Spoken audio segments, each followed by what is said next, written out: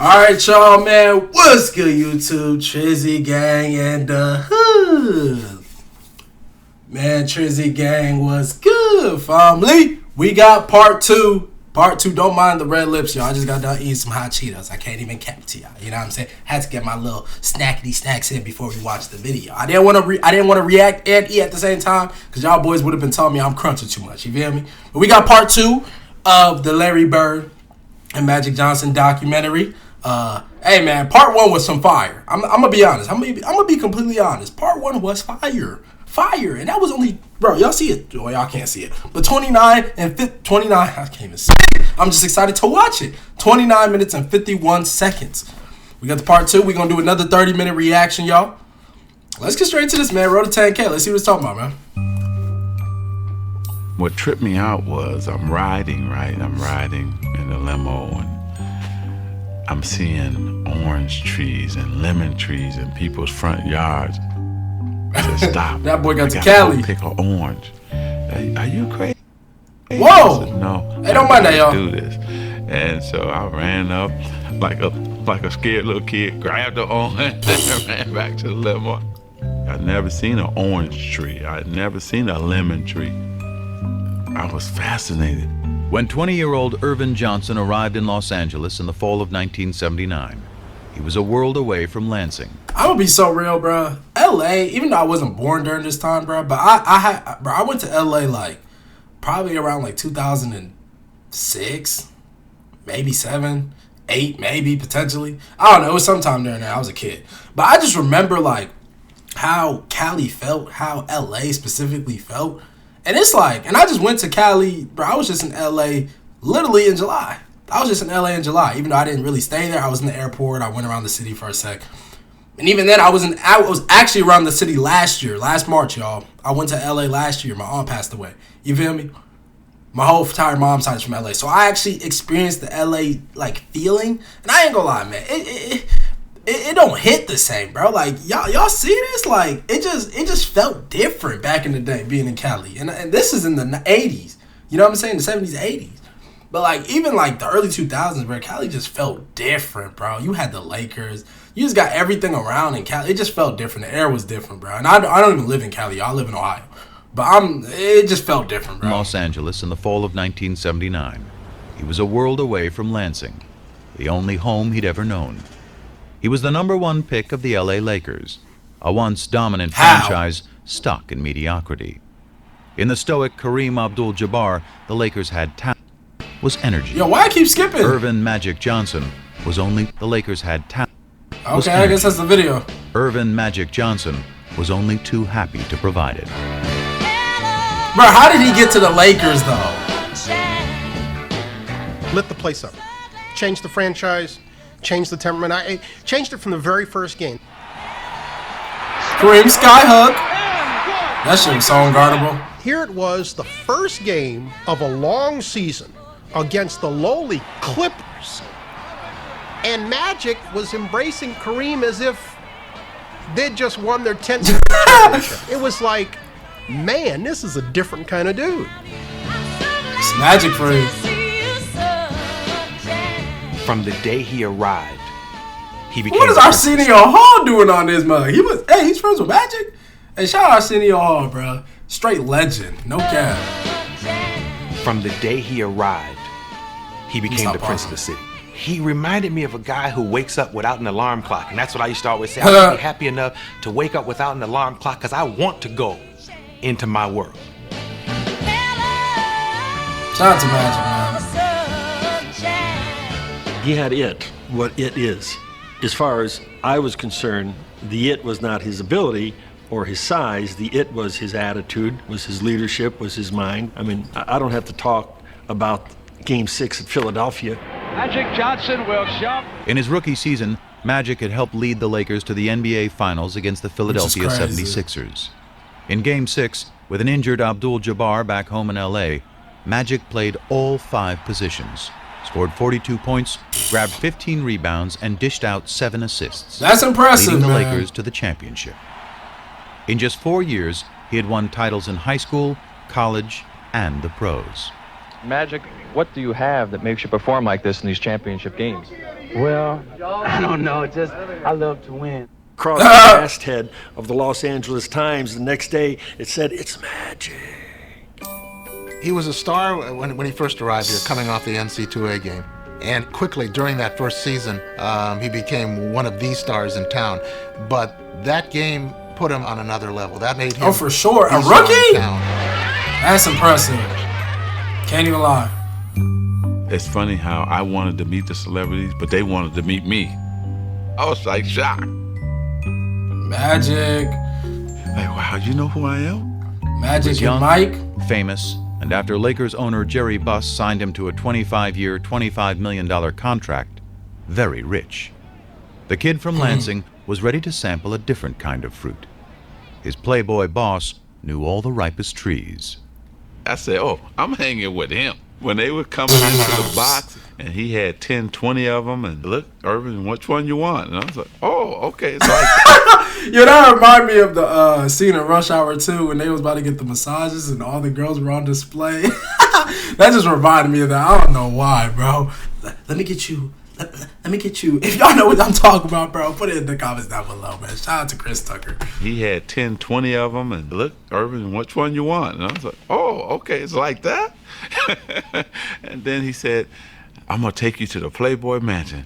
What? The mansion? No, you're kidding. The Playboy Mansion is a crazy So name. I went there, and my first time, I'm backing up like, I can't believe I'm in, but I'm backing up away. You know, it's like, I'm scared to death. Probably 10 guys to 100 women, you know. Snow Everybody bunnies thinks it's everywhere. sex-driven, but it's really not. You have dinner, then you watch the latest movie. And then, of course, I don't want to ever say that sex wasn't involved, because if you meet somebody, that's what you wanted to do. You did that, but it's really a great experience to go up there. So yeah, I had fun there. We He know. came to L.A. like the Pied Piper.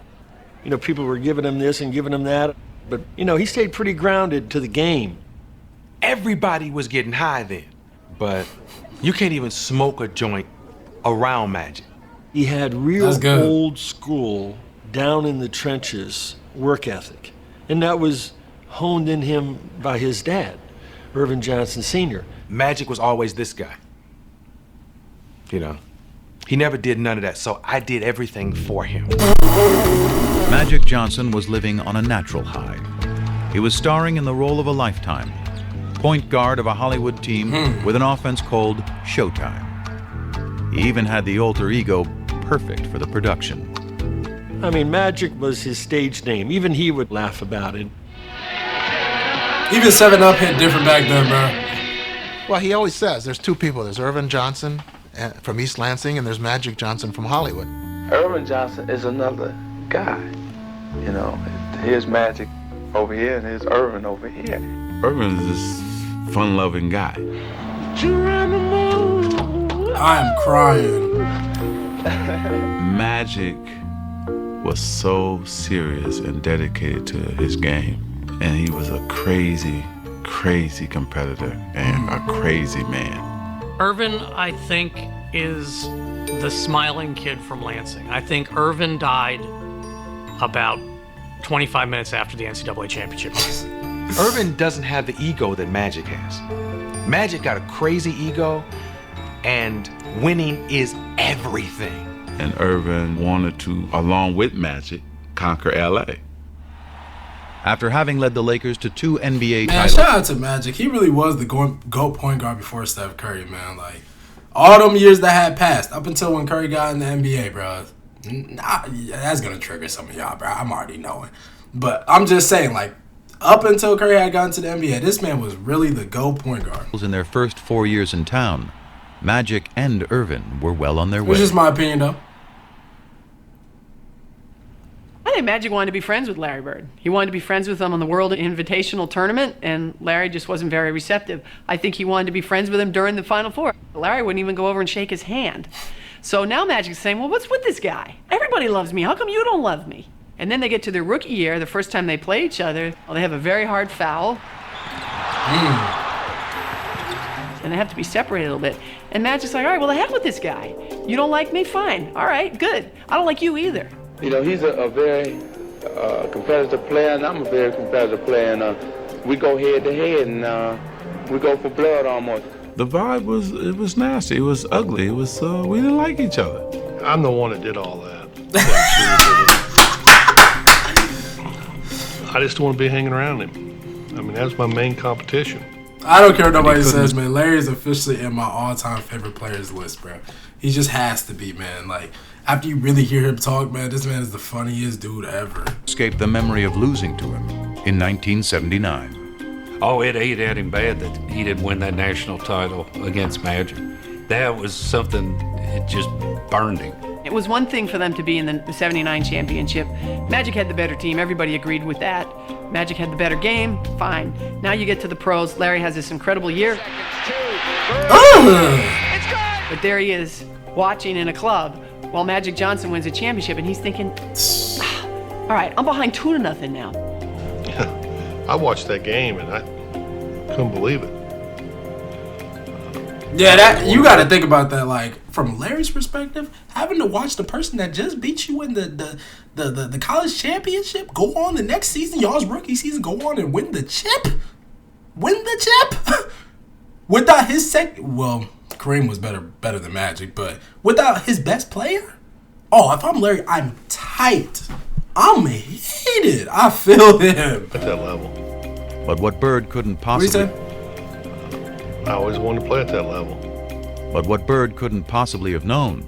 I genuinely got some had positive. Inspired Magic's performance when he was named Rookie of the Year earlier that same day. The PR person from the Lakers says, hey, Irvin, the Rookie of the Year voting has come out. And Magic says, okay, well, who won? He said, well, Larry Bird won. And Magic says, well, was it close? And he said, oh, no. Damn. He went out that day, yes, to try to win the NBA championship, but also to prove it to one Larry Bird. You know what?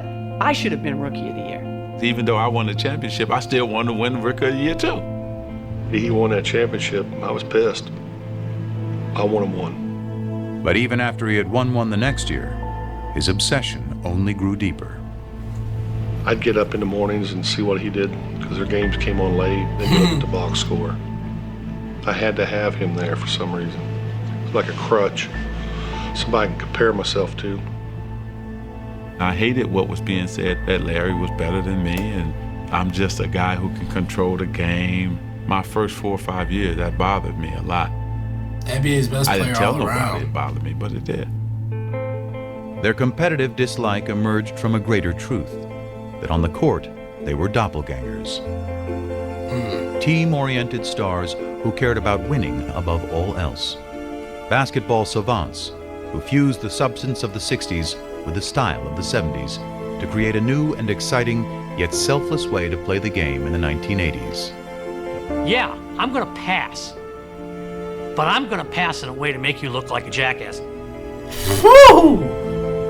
They were so similar in the way they competed. I mean, they were two halves of the same brain. Same craziness to excel. I seen that first couple days I was with him. Basketball IQ off the chart. Seen the game a little different, most players. Playing the game the right way was everything. A lot of guys can just score, a lot of guys can just rebound, a lot of guys can just make plays. We can do it all. Larry and Magic controlled the game with 12 shots. It was amazing. They'd be 7 for 12. They'd have 20 points, 15 rebounds, and 12 assists. And you go, man, the guy shot the ball 12 times and was the best player on the court by far. But I think it was tough at first. I don't think either one of them wanted to recognize that they had any equal anywhere in what they did. But they sure as hell didn't want to recognize that their equal happened to be that other guy. That's why we hated each other too, because we knew we were mirrors of each other. I think for a while the two of them had to come to grips with that. They had begun changing the game, but with continued low television ratings and tape-delayed finals, the league was struggling to get the word out. When the NBA and CBS signed a new TV deal before the 82-83 season, the rescue plan was simple. Sell more Bird and Magic, and sell them not just as ball players, but as arch-rival characters in their own dramatic saga. Hey, shout out to the NBA. Obviously, you got to say shout out to Larry and Magic because without them going into the league, it doesn't happen. You feel me? But you got to shout out the NBA in general because they say, you know what, we going to run with this narrative. We going to run with it where this is rivalry, which also makes me start to think, okay, was their matchups in the finals, was it low-key scripted? Was it? Let's see here, man. You got this slick Showtime African-American guy out west, and you got the lunch bucket, floppy-haired white guy with the bruises all over his body. It's central casting. It's perfect. I mean, this was like made in heaven. In 1979, this idea of Magic and Bird was created, and so that was sort of a no-brainer. We'd have a doubleheader. It would be the Celtics playing first and the Lakers playing second, and that's the way we did it. And when the Celtics and Lakers both reached the finals just a year into the new TV deal in 1984, it appeared the superstar investment was about to pay off. It was huge. It was probably the biggest moment the NBA had up to that point. You had Boston and LA, East against West. It had all the elements of a classic showdown. Including what was becoming the most inescapable element of all. Did we know that the blacks and whites were lining up, the whites with the Celtics, the blacks with... Of course we knew that. Even in the Celtics' own backyard. They land at Logan Airport at the '84 finals. He's getting accosted by various people who are telling him Larry's going to take him down. But this one older African-American gentleman comes up to me and goes, "Magic, I want to wish you well. Good luck. I want you to crush the Celtics." And he said, "Oh, well, where are you from?" He said, "Well, I'm from Boston." And he said, "You're from Boston and you're rooting for the Lakers? I thought everybody here was crazy about the Celtics." And he looked right at me and said, "Now, why would I root for those white boys?" That's crazy. Boston, after all, was a town still scarred by the ugly busing crisis of the mid-'70s. A violent period of urban unrest during which white had been pitted against black. The resulting taint on the city... And I ain't gonna lie, I've heard Boston still get like that these games. I've heard that. We've all heard that. I believe Kyrie even talked about that when he was with the Celtics. And when he went back to the Celtics when he was with the Nets, he talked about how bad it gets there. Nationally, coupled with a Boston roster littered with white players, affirmed to many black Americans that the Celtics were not the team for them. Even today, people said, "You played with the Celtics, and I hated you at that time. I wanted Magic to win. I didn't want that damn Larry Bird to win. We had all these black players, but they looked at us because we had Larry Bird leading us as a team that was white." They were perfect archetypes for what was becoming the biggest story in sports. But for the real-life players, the narrative was much simpler. It's finally going to happen. We get to go head-to-head again. It's just a matter of rolling that ball out there and let's get it on. Welcome then to the Boston Garden and the start of the NBA World Championship Series. I'm Brent Musburger. In each of the last 4 NBA World Championship Series, either Magic or Bird has competed. But this is the first time that the two have gone head-to-head for the title. What they saying? Man, we jumped out on them that first game, and we won in Boston.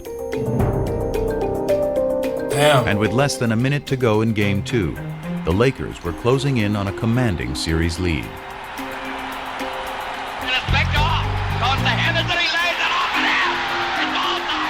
Tie ball game. From that point on, things began to crumble. This is what Magic didn't want to drive the ball? Work on Maxwell. Magic has still got it down to 2 seconds. 1 second. He's going to have to shoot it. He doesn't get it off. He doesn't get it off. Cheesy Johnson dribbling the timeout. What are you doing? The Lakers regained their stride in Game 3, only to be rudely knocked off it again in Game 4. That boy got him quick. And now the bench is empty. When Kurt Rambis got taken out, we started fighting instead of playing. Kareem swings the elbow, and now is Gillian. Yeah, let's get negative. Yeah. And it made us realize we were not mentally tougher than the Celtics. Magic's just not himself. To be sure they won't let the time run out as they did in Game 2. Yeah, Magic got to play with joy. He can't be over here trying to play that aggressive ball. There were a number of places where, Irvin didn't do what people expected him to do. Tied at 123. He misses the first. Missing 2 free throws is crazy, though. I ain't gonna lie. Despondent, Magic Johnson goes to the bench. Bird, turnaround, hits.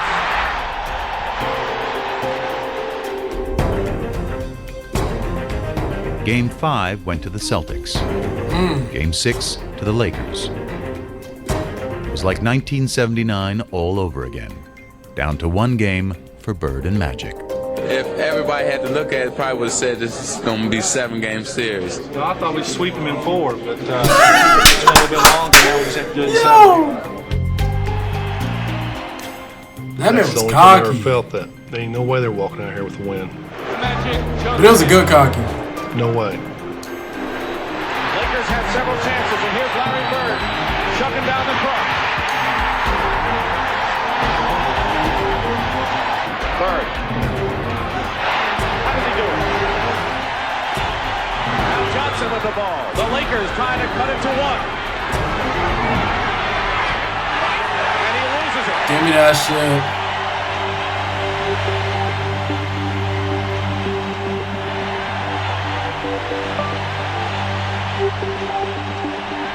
That boy Bird was happy.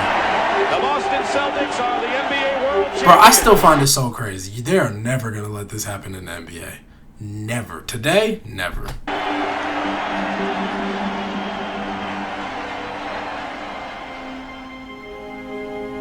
I pride myself in being the guy who's going to win it for us and deliver under pressure. And it didn't happen.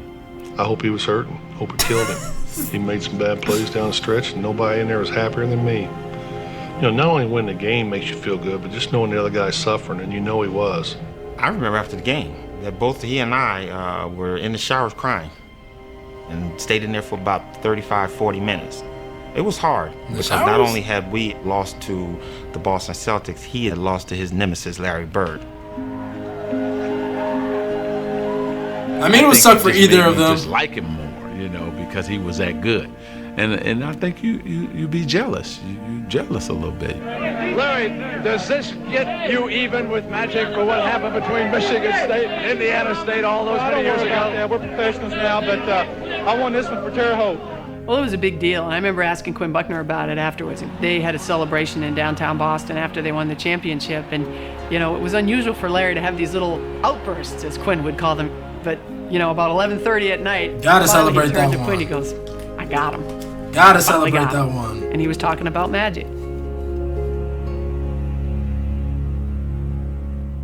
The league was rejoicing too. Game 7 of the '84 series was one of CBS's highest-rated telecasts of the year, and the highest-rated game the NBA had ever produced. All of a sudden, whether it was at CBS or Madison Avenue, the sports writers around the country became phenomena. What is happening here? The absolute foundation in this resurgence was the Celtics and the Lakers, Larry Bird and Magic Johnson. But Magic was in no mood to bask in the accomplishment. I took a media beating. Tragic Magic. This is why we say Larry Bird is better. Tragic Magic is so Probably crazy. the first time ever in my life I was depressed. And I Damn. didn't want people to see me. It was something I never dealt with in my life. That particular series, that championship series, redefined his whole career because he never stopped working after that. Magic was on a mission to prove to himself and the world that with the ball in his hands, he was still the one in control. And after his Lakers ran through the '85 season, he quickly got what he wanted. Another shot at Bird and the Celtics. They won the East, we won the West. So it's like everybody just get ready, sit back. Bro, the Celtics and the LA Lakers back, like this rivalry was literally just like LeBron and Curry with the Warriors and the Cavs, bro. Literally. To go back-to-back finals with each other again, like, man, I know y'all enjoyed this back then. And let's enjoy it. But that smile belied the... Oh my gosh! No, we got to fight after that. If I had a glass of water and any of those guys had been on fire, I would have drank the water and watched them. Yo. They called us, chokers and sissies. We didn't like that, and they thought less of us. I knew they did. In '85, we played them 4 times in exhibition season for some reason. I don't know why they scheduled that. By the fourth game, there was an all-out brawl. They call this one of the greatest rivalries in all of sport, the Celtics and the Lakers. And if that is true, it is the most one-sided rivalry in all of sports. Damn. 8 times these two have met for the NBA championship, and 8 times the Celtics have won. At guard in his 6th year from Michigan State at number 32, Magic Johnson. But in the '85 finals, Magic changed the script. Over 6 grueling games, he masterfully controlled the pace with all-around brilliance. Where was Kareem in the first series? Behind their point guard, the Lakers finally knocked out the Celtics, Stay on your feet. winning the clinching game in the Boston Garden. 3 in 6 years, LA comes to Boston and wins the world title. Redemption. Damn, in 6, for one impressive. Magic Johnson. It's a long year last year to wait for this moment right now. Magic had evened the score with Bird on the NBA floor. But the significance of their rivalry and their relationship was still just taking hold. You crazy. I said, you're crazy. I'm not shooting no commercial with Larry. So I said, okay, what, we're gonna shoot it in LA? I would never went to LA to film it. Well, where we gonna shoot it? If you want to shoot a commercial, come to my house. That's crazy. He holds the cards. Oh, no. One stoplight. And I thought Lansing was small. I think the plan was, I'm gonna go here, I'm gonna do what I'm supposed to do, and I'm trying to get up out of here. My plan was that. Even after Converse had convinced Magic and Bird to film a sneaker ad together in the summer of '85, a question remained. How would the two hated rivals on the court get along off of it? I don't know how he's gonna react. I don't know how I'm gonna react. We didn't even shake hands, so how are we gonna do a commercial together? The ad was to be filmed at the home Bird had built for his mom. It featured a full-length basketball court, the day's first location. So they say, okay, you're playing one-on-one, and I'm looking at Larry, and he's looking at me like, is this real?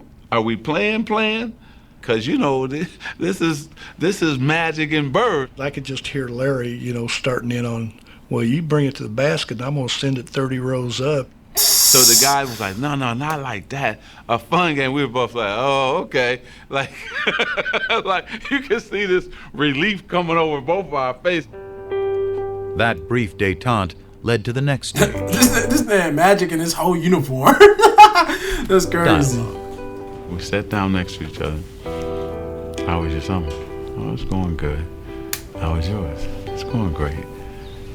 He said, man, it's a nice spread you got. And he's asked me, is this where you play? I said, yeah, I play here if it's not windy. If it's raining or windy, I go to the gym. But this is where I do all my work. I see that tractor. You work on the tractor? He said, man, I work on this tractor every day. Larry Bird work on a tractor? He said, yeah. It's just them two walking and talking, and every once in a while they'd stop and one of them would say something, and then they'd start laughing. Then they said, okay, break, it's lunch break time. I was going to my trailer. He said, no. These are real photos, my too. My mother has prepared lunch for us up at the house. We went up to the house and we sat down there and we talked, and my mom, my brothers thought the world of him. His mother was so nice, making sure I had... That wasn't even his first time going to Larry's crib. Enough to eat. I just saw my mother. It was crazy. He charmed her. You can see it. But that's Magic. He makes everybody feel welcome and warm, and he's a con man. And while Magic charmed Georgia Bird, it was someone else who intrigued her son. He met Irvin at lunch. Irvin is a good dude. I like Irvin a lot better than Magic. I was just so happy to finally be Irvin with him, because Magic was like, I don't know if I want to get to know this guy. But Irvin got a chance to talk about family, how he grew up. We just became two relaxed guys, just talking. That day was great. It was a great day. Beautiful day. Still, for Bird, ever the competitor, that's all it was, just one day. Magic thinks the next year, okay, well, now we're great friends, so, after the game, we're going to go out, we're going to have a beer. And Larry's like, no, you're right. I know you better. You're a good guy, but I still don't want anything to do with you. He's a happy-go-lucky guy. If me and him got to be really good friends, go out on the court, he could still play the same game. I couldn't. That's just the way it is. But when can't he be all had buddy-buddy the with you? airwaves, for others, the perception changed. I saw those limousines going through the cornfields, and I said, no. They didn't sell themselves out. I heard Converse made a pair of Bird shoes for last year's MVP. Yep. But they made a pair of Magic shoes for this year's MVP. Okay, Magic, show me what you got. Oh, this is really a business thing. The Bird shoe, the Magic shoe. And maybe that's where the business thing started to get bigger. That's fire ad. I ain't gonna lie. Began to trump who they both really were.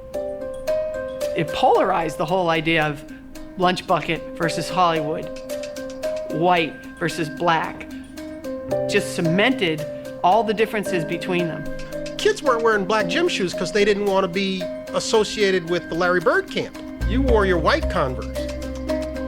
The basketball rivals had morphed into cultural warriors, and race, more than ever, had become an unavoidable part of the conversation. Shout out to Spike Lee. But nothing about Bird and Magic had ever been as simple as black and white. One of the big reasons this rivalry became so emblematic of so many things is because it was an easy dichotomy for people to understand. But it's crazy to simplify it as saying white people like Bird and black people like Magic because 13% of the country is black. But it wasn't like 87% of basketball fans preferred the Celtics. Who's your favorite basketball player? Magic Johnson. Who's your favorite movie star? Eddie Murphy. Pino, all you ever talk about is nigga this and nigga that. That is crazy. Shout out to Spike Lee, bro. It's funny he's still around today, man. But people are so-called niggas. It's different. Magic, Eddie, Prince are not niggas. I mean, they're not black. I mean, let me explain myself. YouTube, he didn't say that ever word. Been used by a white person to describe Irvin? I doubt it. But as Magic enjoyed his image as a crossover star, it was Bird, the one-time great white hope, who had further emerged as the polarizing racial figure, due in part to that era's increasingly conservative political climate. The rolling back institutionally of the achievements of the civil rights movement were going on apace from about 1975 on. But the triumph of the movement that rolled it back took place in the 1980s. And I think there was people who were very aware in the black community of what was going on. And I think there was a lot of sublimated frustration. And I think one of the ways it got sublimated was into basketball. And I think Larry, through no fault of his own, was the receptacle within which the lingering resentments somehow floated. And after Bird led the Celtics to the championship in 1986, his third in the pros, winning his third straight MVP award in the process, the resentment grew. I always felt that the press was biased in favor of Larry Bird. It always felt to me like they were gonna make Larry the hero. You know, you'd see somebody score and Larry would... Or maybe he was just better. Or maybe Larry was just better. Like, maybe. Like, you got me, somebody who's doing their homework, going back in time. Bro, Larry Bird is a better basketball player than Magic Johnson. All around. The one thing I will still give Magic the edge over is his passing. But Larry Bird is better in every other aspect of the game. And hey, if you're going to pull up stats on me, hey, man, go ahead and pull up your stats. But off of the eye test and watching it and like the highlights and mixtapes and shit, bro, Bird is a better player. It's factual. Be in a cast in a suit on the bench and they'd say, Larry Bird made that possible a couple weeks ago when he told that guy he could do it, and he just did it.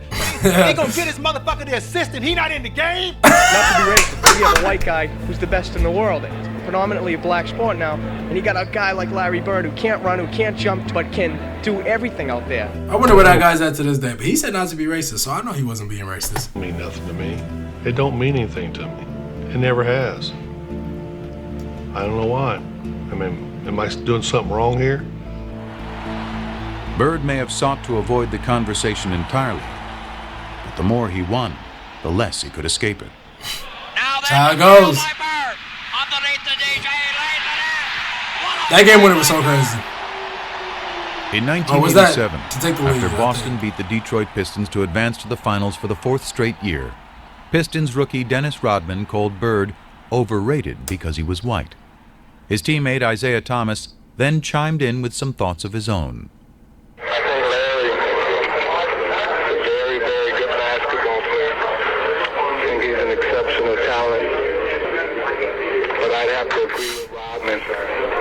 If he was black, he'd be just another good guy. I can remember. All right, man, we're going to stop there. Because I already, bro, I'm sorry, y'all. IT is in my, I ain't going to say hate it because I don't hate nobody. He's in my dislike players. You know what I'm saying? He's in my dislike players list because, I don't know, he just always gave off hater to me. Always. I know it's competitiveness, but at the end of the day, bro, at a point it comes off as hater. You know what I'm saying? And Rodman, you're wrong. You're wrong. You feel me? You're wrong. But shout out to Larry Bird and Magic Johnson. The part 2 has now been completed. Part 3 will be the rest of this episode. So part 3 might be like an hour-long video, y'all. Part 3 might be an hour-long video. I will probably try to get that out for y'all Sunday, if not Monday. But if y'all look at this video, man, please give me a like.